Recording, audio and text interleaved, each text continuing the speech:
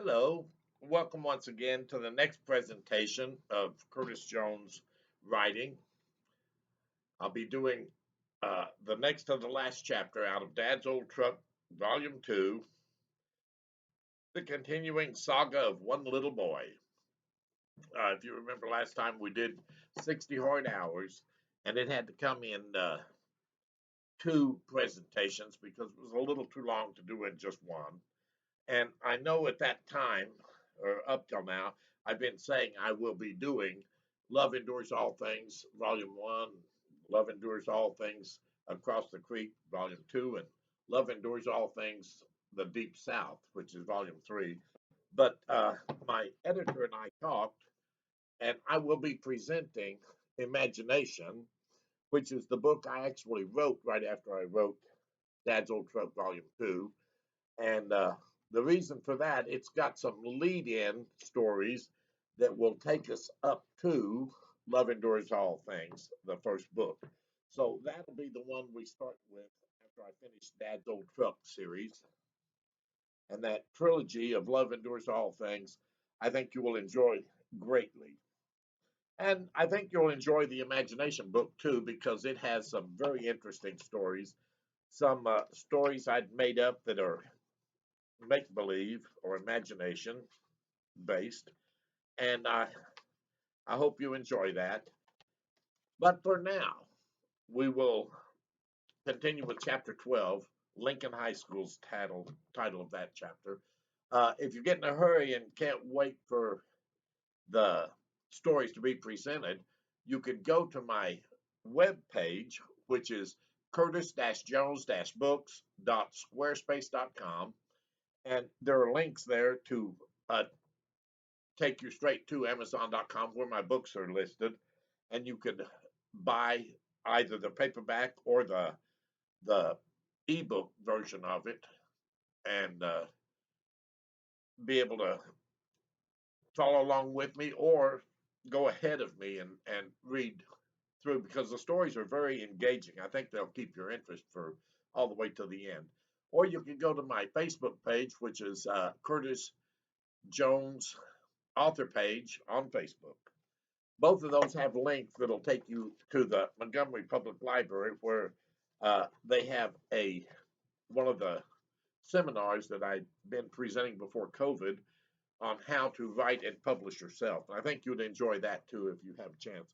It'll take about 45 minutes to watch that seminar. But if you do, I think you'll enjoy it as well. So let's start with chapter 12, the continuing saga of one little boy out of Dad's Old Truck, Volume 2. Uh, the end of the last story talked about us having to move north a little bit from Workman's Mountain, and it put us in a different school district. So I wasn't able to visit with Stanley Lawley much anymore, but he would have been gone shortly because his father was finishing up the reservoir he had built for the city of Stillwell, and they would have moved on when that was done. Lincoln High School is the title of chapter 12. After the problem with the farm on Workman Mountain, we moved to the valley below, and we lived in an older house that had three additions to its original floor plan. The nice thing about this house was that everybody had their own bedroom. We didn't get into each other's way very often. I had one of the back bedrooms, which was probably the latest of the additions on that house. The house sat on the road called State Line Road. On the west side of the road, where our house sat, was Oklahoma. On the east side of the road is where Arkansas began. Because the road itself bordered along Arkansas, living along this road, we had to go to school in Arkansas. The nearest school to our house was in a little Arkansas town called Lincoln. I had never gone to school in Arkansas. I really didn't know what to expect. In truth, it was very much like schools in Oklahoma. Mom and Dad left. Well, a second, I think I turned 2 pages. 192, 193. Nope. Mom and Dad left on a long weekend to go to Mississippi to visit Dad's sister and her family. They left on Friday afternoon and would be back on Monday morning. While they were gone, my little sister Peggy, God bless her, uh, when she was about 12 years old, took Mom's car and decided to drive it to the little country store at Evansville, about 4 or 5 miles from our house. Peggy was babysitting Carrie, our littlest sister, and she poured out all of the baby's milk so she would have a reason to go to the store to charge the milk on Mom's credit account there. The store was 5 miles away from the house, and our cousin Patricia, who was Peggy's age, went with her. She drove along a little country lane, sometimes called Lover's Lane by older teens, because it was so private and overgrown. When she came to US Highway 59, she pulled onto the roadway and failed to negotiate the corner. Thus, she blocked the road completely with Mom's big Ford station wagon. A nice farmer had to stop for her. He faced the car toward the store so she could continue her quest. When our parents got home, the man that ran the store told Mom and Dad what had happened. Peggy really got the third degree that night. She finally admitted she had dumped the milk out for an excuse to go to the store. Get down from there.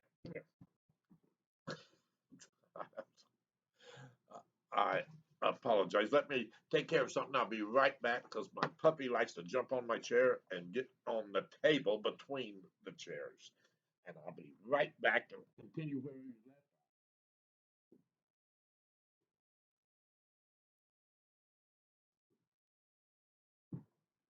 You little monkey. There we go. Didn't take too long.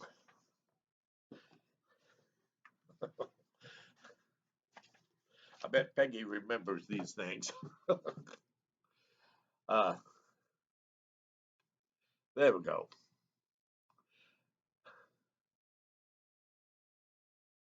I also got a little trouble for being gone when this happened.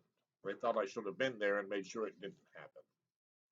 My makeover several months ago did not set well with the Arkansas boys.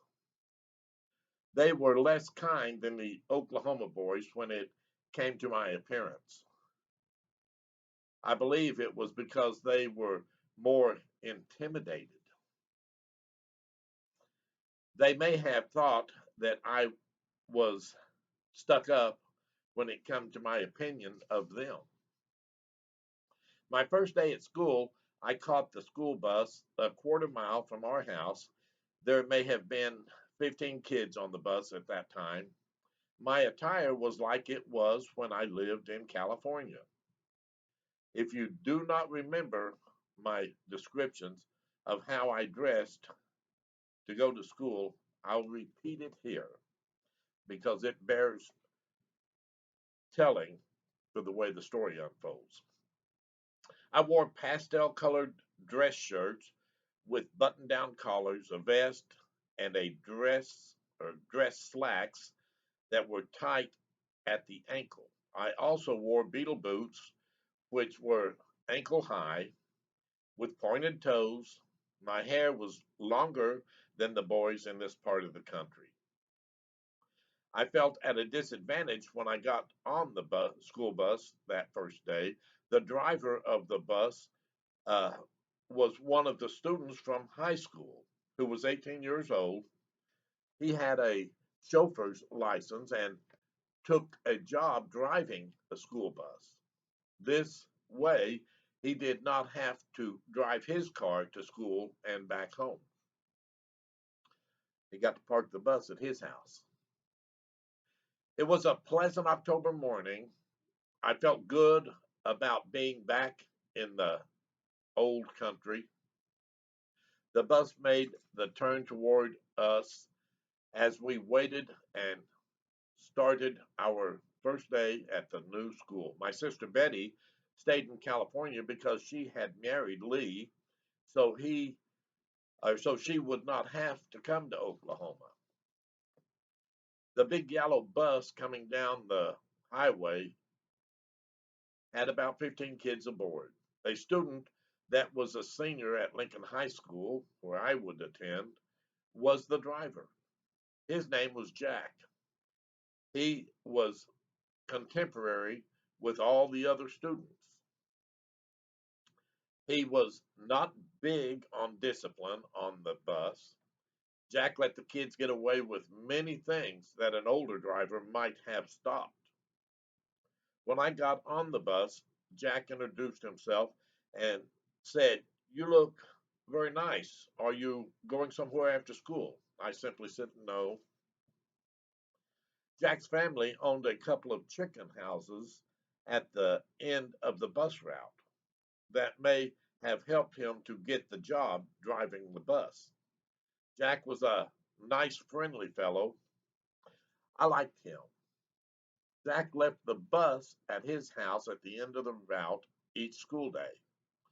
When the lights started flashing, I saw that the bus began to stop. I had an awful butterfly in my stomach. I was a big brother to Mary and Peggy and Diane, who were getting on the bus as well. So I kept my cool. I allowed my sisters to climb on the bus first, and I quickly followed them. When I got on the bus, one of the smart aleck boys asked me who I was supposed to be. He said that you look like one of the Beatles. He asked me if my name was Ringo. I decided that I was not going to have a fight to go to school here. Lincoln High School was much smaller than Modesto High School and even smaller than Stillwell High School. The town of Lincoln was comprised of mostly farmers and ranchers. The town took up about half of the space of Stillwell.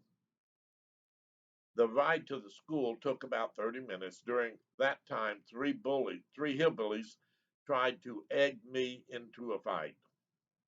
I resisted and ignored most of what they said. I had three sisters riding the bus with me.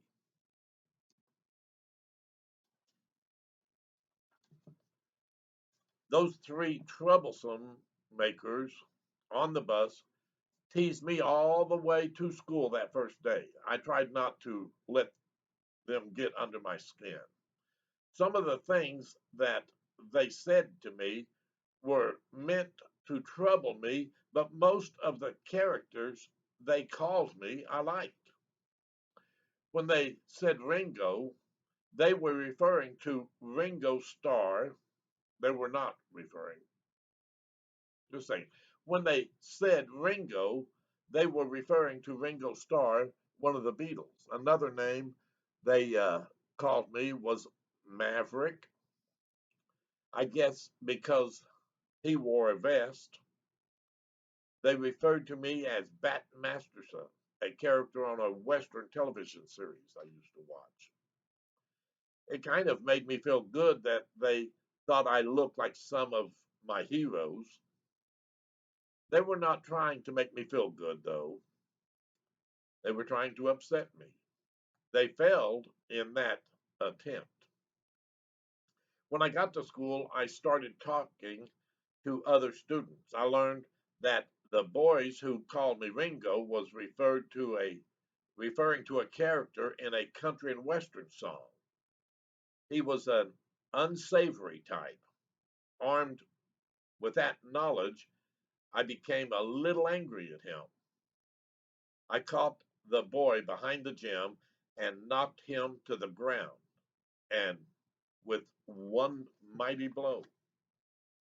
He may have been the leader of the three boys on the bus that enjoyed calling me names, but that never happened again the whole time I rode that bus. No one else in school called me by any names other than my own name. Within a couple of days, I became friends with a boy named Bob Bush, not related to the president. His father was a local judge for the city court in Lincoln. They also had a chicken farm. Bob had access to all kinds of fun things on the farm. I grew to enjoy him quite a lot. He became my best friend at this school. Bob's father had an old World War II Jeep. Bob and I would take it and run around the country roads and have a ball. Bob also had access to a 1.5 ton truck that we used when school was out that year. Bob knew many people that had hay on their property. Bob and I worked in the hay harvest for about 6 weeks that summer.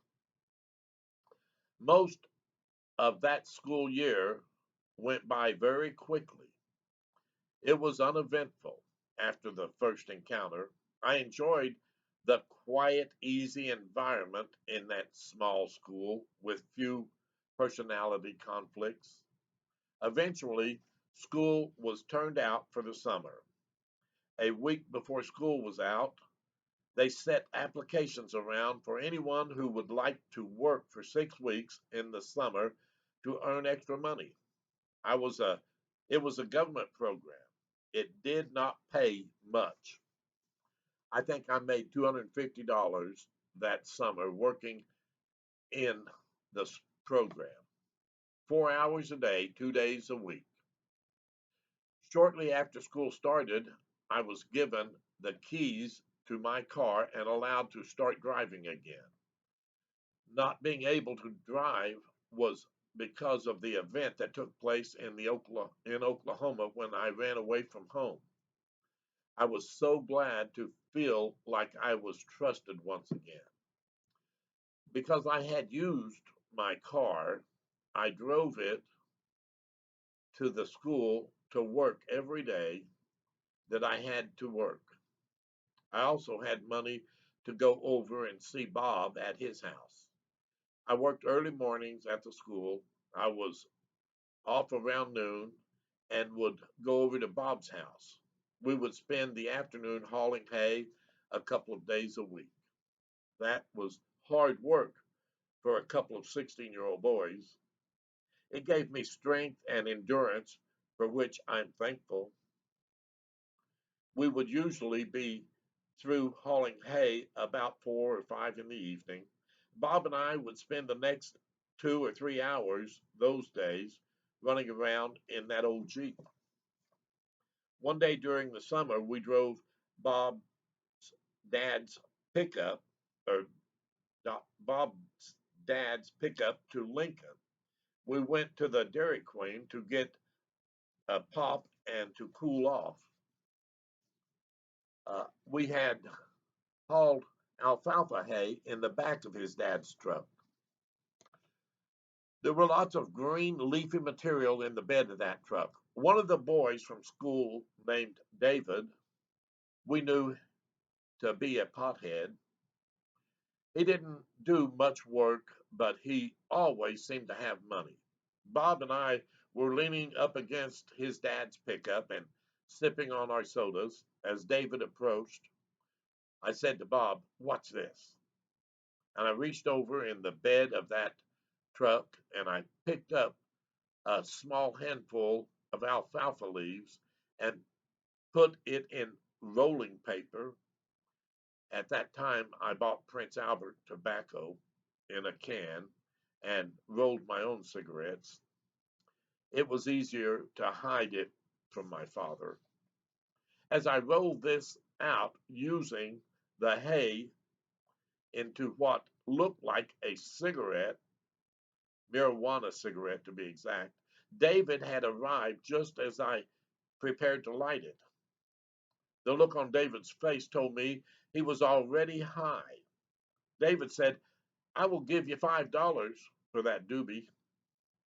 I said, "Okay, but don't let anybody see you give me the money." He folded $5 up and handed it to me by shaking hands. I set the alfalfa cigarette on the bed of the truck. David picked it up and walked away to the back of the Dairy Queen. David was gone about 10 minutes and he came back. I told Bob that I thought he was going to be mad at me, but to my surprise, he asked if he could buy another. He told me he thought that it was a very good marijuana cigarette. It made him high as a kite. Bob got David's attention while I reached to the back of the truck and I rolled another alfalfa joint. David looked back as I set the alfalfa joint on the bed of the truck. He handed me another $5 bill. David left with a smile on his face. He came back in about 15 minutes with two other fellows. Meanwhile, I had rolled four alfalfa cigarettes. I had them on the cab, or in the cab of the truck. When David got there, he and his friends bought the last four alfalfa joints from Bob and me. We had cleared $30 for the 1 hour that we spent at the Dairy Queen that day. All three of those stoners told us that it was the best they had ever had. Bob and I laughed about it all the way home.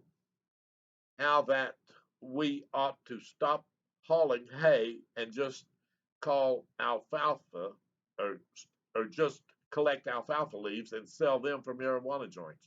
But we never did that. We were afraid we would get into trouble. Bob rarely worried about getting into trouble because his father was the judge in the town he lived in. Just before the 4th of July, Bob and I were running around the back roads in that old Jeep. We had stopped at a firecracker stand and picked up two large packages of Black Cat firecrackers. We also picked up some punks so we could light the firecrackers. We drove down these country roads, and just before we came to a car, we would light a firecracker and throw it out on the road so it would pop when the cars were there. We laughed and giggled at how many people stopped when the firecracker went off. We did not stop but continued to drive and watch in the mirrors.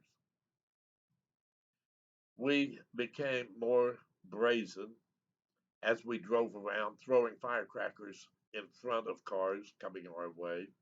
So we began to try to throw them in the bed of pickups when they passed. Bob really enjoyed doing that because he was driving and closer to the target, but it began to scare me thinking we might cause an accident. I told Bob I didn't want to do this anymore. It was a wonder that we did not harm some of the old farmers that we threw the firecrackers at.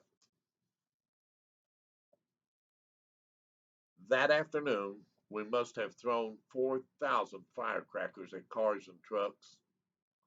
It's a miracle we were not caught by the highway police. I'm sure they would not have thought it as much fun as Bob and I did. I hope you enjoyed this short little story about when we moved to Lincoln. The next story, next time I uh, publish one of these, it'll be chapter 13, the last chapter in Dad's Old Truck, Volume 2, and it's Final Stop Modesto. We'll talk about that last chapter when we get there. As I said earlier, we had wanderlust. We moved a lot.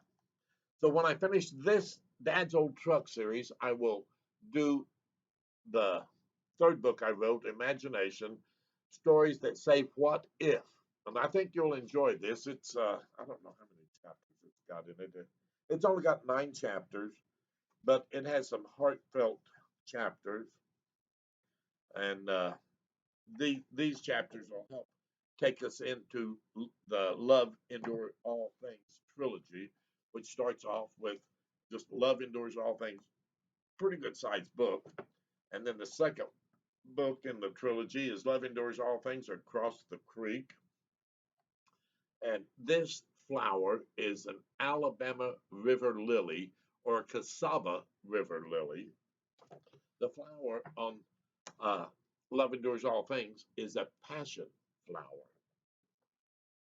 And the last book in the series, the one I had to write about Stephanie passing away, doesn't have a flower on it. But it's Love Endures All Things, the Deep South, Until Death Do We Part. And I think you'll enjoy those as we work our way through them. But next time it will be imagination. God bless you. If you like what I do, hit the like button and subscribe. And every time I post something, you should be notified. Tell your friends about it. The way that uh, YouTube operates, the more people that like what I do, the more likely I am to be able to stay here. Uh, if you get in a hurry to hear these stories, you could go to either one of these places. They can take you to the Amazon page where all my books are published. God bless you and keep you safe, and we will see you the next time I publish.